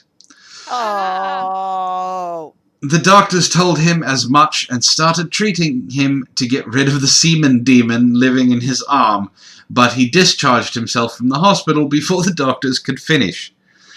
That's what she said. According to the hospital, the man told doctors that he had injected himself with semen on a monthly basis for a year and a half. Of course. Doctor... Year and a half. Of course. Dr. Lisa Doone of Adelaide and Meath Hospital in Tulgate came to the obvious conclusion that this was the first case of intravenous semen injection ever found in medical literature. Wow. We here at Rare would like to take this time to remind our male readers to never purchase hypodermic needles online and then spend 18 months masturbating your semen into them and injecting said semen into any part of your body. This is not actual medical treatment. It is, in fact, bad for you. You may have heard about a lot of stem cells or other fancy medical procedures that improve reproductive and fetal tissue. While I'm not a doctor, I can confidently assure you that stabbing some jizz into your skin is not a feasible way for you to utilize or reap the benefits of stem cells. No, it's not. Wow. It's your turn, Ishii. Every day we get farther from God. Mysterious skeletons found with hands tied. Ooh, dead people. Yes. That's not much of a mystery. Archaeologists have confirmed the discovery of over 40 skeletons in shallow graves at a building site in England. The grisly find was made in December of last year by construction workers who had been laying the groundwork for new retirement flats complex on West End Farm in Buckingham. What makes the discovery particularly unusual is the fact that the bodies were all buried in shallow graves with their hands tied behind their backs. They were prisoners of some kind, said District and Town Councillor Robin Stutchberry. They could date from Anglo-Saxon times when there were killings in Buckingham, or from the Civil War, which also saw casualties. Or they could be criminals who were hanged on the gallows in the town. As things stand, however, little is actually known about the find, and the firm responsible for developing the site has come under fire for not being forthcoming enough about the discovery. An archaeological report about the excavation also continues to remain elusive. We were unable to comment on the archaeological remains discovered at the West End Farm site at present, as we are still awaiting a report detailing the results from the archaeological contractors, said a spokesman for Bucks County Council's Archaeological Service. With the bodies removed and no answers forthcoming, the whole thing remains shrouded in mystery. Tom says he lost me at not a doctor. Like I'm going to take advice about my jizjection treatments from a guy like that. Yeah, no. Not how it works. So, it's not a mystery. Mystery is skeletons found. No, they are, prisoners or Civil War prisoners of war. How's it going, Yeknameno? Long time no see. Hi, Megna. Hi. All right. I'm going to go with the one that seems to go with Ishi's. You have something about skeletons? Well, funerals and skeletons kind of go together. Ah, they do. You can now buy a do-it-yourself coffin kit to keep funeral costs down. IKEA is not in on this one. Surprisingly. Not yet. Give IKEA about a little while. They'll come up with their own DIY. Here's a coffin kit. A Japanese company has come up with an ingenious, if a tad morbid way to keep funeral costs down. Build your own funeral kit. Of course, it's the fucking Japanese. It would be. It was either going to be the Swiss or the Japanese, and oh god. The thrifty kit, eerily reminiscent of an Airfix Airfix model, contains everything you need to go 6 feet under with ease and costs roughly £256, shipping not included. Though the kit does have some additional costs, such as ground rental and burial costs, the idea, in theory, save the grieving relatives thousands. To be fair, coffins are spendy little fuckers. Take your word for that. With family members, it's like, cremation's the way to go for save yourself money. The kit does have some additional costs, such as, though you may have a living person handy. You may have to have a living person handy to assemble your coffin. The company is quite clear that you should not attempt at-home burials or cremations, even if you do love a bargain. You may also need to have a mortician handy for embalming and someone with experience with cosmetic preparation, as being handy with a naked palate doesn't exactly qualify you for that. Basically, they just said, don't dig a 6-foot hole in your front yard. Don't buy the DIY coffin kit and bury Grandpa in your backyard. According to their website, the kit contains one wooden coffin, a small metal urn, a silver box for storing bones left over from cremation, duvet set for the coffin, which includes a head pillow, mattress, and comforter duvet, one DIY funeral handbook, and wrapping cloths. So this is a legit do-it-yourself funeral, not just put together your own coffin. Apparently. The manual contains information on how to carry the body, how to lay it down, when actually cremating, how to make an appointment, how to pay, how to do at ceremony, and those things are explained. He demonstrated how everything works with a slight alarming vigor of a student building an IKEA Billy bookcase. So see, it's just like IKEA furniture, only for a sadder purpose. There's even an option for an open casket ceremony, as the coffin comes with a viewing hatch of sorts, adorned with 2 decorative tassels. Look, motorized tassels. I mean, we're back to tassels. We're back to tassels. Only got Come full circle. It is a legit do-it-yourself funeral. Yes. Yep. It also the handbook also contains instructions on ceremonial rites. Yep. Handy. The only thing it's missing is the book for the recently departed. Think about this. If you're really thrifty, you could buy this for your family ahead of time, and then leave it and go, I want you guys to assemble and DIY my funeral. I mean, that's one way of doing it. Look, if you die, just remember, don't say Beetlejuice 3 times. Oh, when I die, I want to be turned into a gem. And then mounted in the hilt of a sword. Damn Alien says, instead of IKEA, it's Ikelia.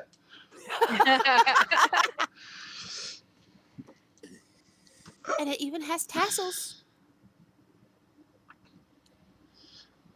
Yes, it's called the handbook for... No, the handbook, it's the do-it-yourself handbook is not called the handbook for the recently deceased. That's from Beetlejuice. Tom Leach is saying if he gets buried in an IKEA coffin, he's taking the Allen wrench with him. Ben C says, look, Grandma, we bought you a build-it-yourself coffin. That's That's a good retirement present for Grandma. Grandma, you retired. Here's your DIY coffin. Alright, do you guys want Florida Man or Stupid Woman?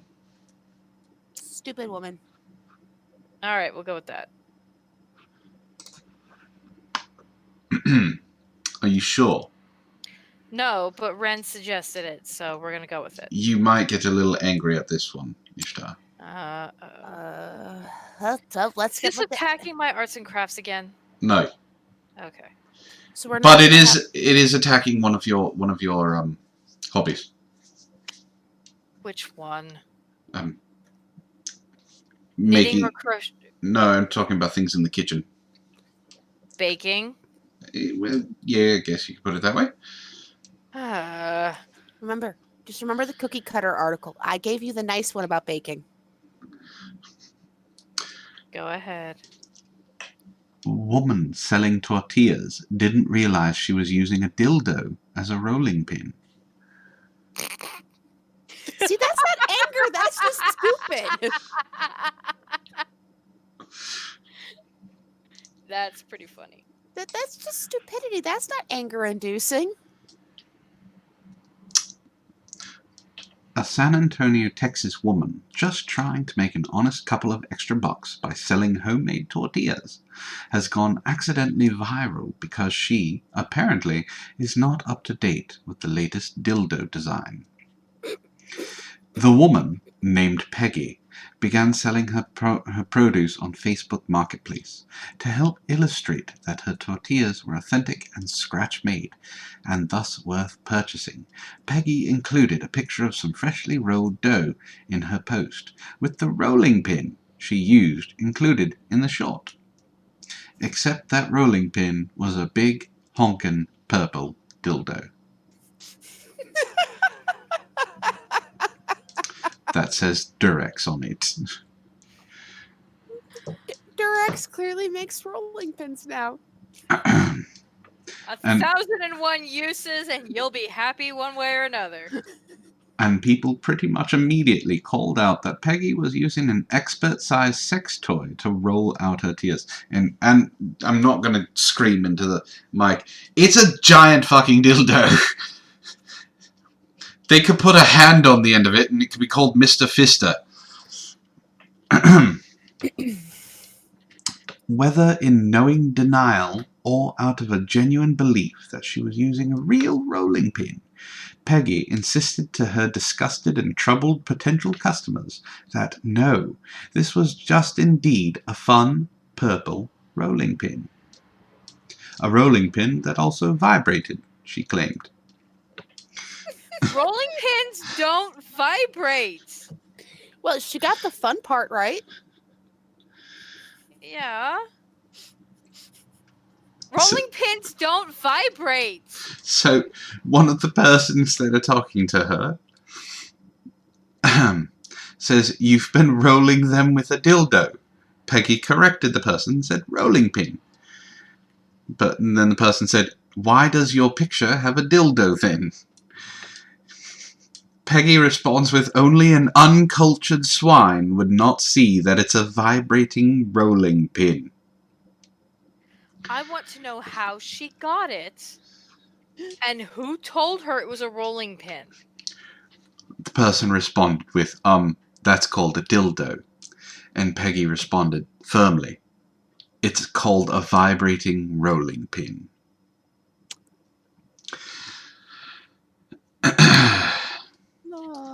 Yeah, that's a dildo. It's also labeled Durex, which is a condom and sex toy brand that has 0 kitchen appliances in its catalogue of products. It's 1,000,000% a dildo, and she used it to roll out her tortillas. Well, at least you know it was never in her vagina because she doesn't know what it is. Yeah, this is true. That there is that level of you feel better because she's too stupid to have ever used it for its correct purpose. A few stray observations. Number 1. It's fitting that this woman's name is Peggy and that she's from Texas, because this feels like the plot of a King of the Hill episode. All she needs now is a husband named Hank to scream, "Bois!" I don't know how to do that. I never really watched King of the Hill. Does anyone know what the sound is supposed to be made? No. No. When he finds out what his wife has been rolling her delicious tortillas with. And, who was it who said it? James Carter chimed in with must be tuna flavored tortillas. So she's definitely going for the fish taco market. Number 2. Really? Number 2. At least Peggy was so clueless about her vibrating rolling pin actually being a dildo that we can be reasonably assured the thing wasn't pulling double duty. Yes. Yeah. So Ishtar, you already mentioned that one. Yeah. Number 3.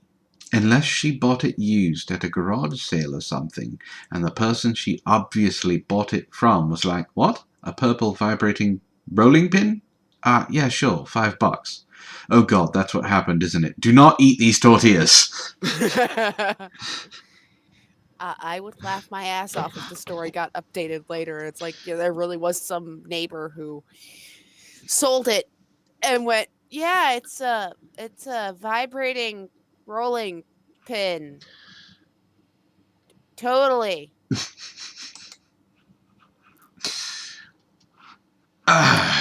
And it is about that time, ladies. Yes, it is. Already? Already. Aww. We are going to be getting back to our normal weekly schedule. So, is there anything that we have learned this week? Don't buy Peggy's tortillas. Don't buy the tortillas by themselves, but when she starts putting fish in them, you know they're going to taste just fine. Corgi butt leggings are a thing? Which really shouldn't be a thing. We also learned that Kotaku needs to be scrubbed from existence. That they have no idea. I was trying to mention the other thing. I know you were. We also found out that scientists don't know what skeletons being killed with their hands behind their back means. It's a complete and utter mystery. It just means that Opal was there somehow. You're not wrong. It's why their hands were typically isn't. It's why their hands were tied behind the back, and they were probably on their knees when they died, because she had to knock them down to size. No, their hands are tied behind their back because they were actually really, really tied to chairs and forced to eat her cooking. Ooh. Was Peggy helping her out? Yes, Peggy was helping her out. That's a That possibility. explains so much. Yes, it's. We have learned a lot this week, and our chat has been right along with us. And I want to appreciate you guys understanding that the vacation that was taken and all of the missed weeks that we were doing over Christmas vacation or Christmas season. Yes, thank you guys. I really appreciate it. We will be back to our normal schedule. Thank you very much, everyone. We enjoy when you come up. We enjoy your commentary. We enjoy talking to you. So, with all that being said, this has been MSNBC, my snarky news broadcasting channel. All of the news, none of the pants. And it's already been confirmed that both of my gorgeous co-hosts are sans pants. And pants are oppressive. And let me introduce you to them again. We have Wren from Wren Relations and Shitlords Anonymous. Later, guys. Hope you come join us next week. As well as Ishtar from her own Twitch streams, and where she helps out with voices on Cyberdemon Gaming. Good night. And my name, of course, if I haven't said it already, I'll say it again. My name is Antoine the Great, and I hope you all have a wonderful evening, and we hope to see you next time. Bye. Night.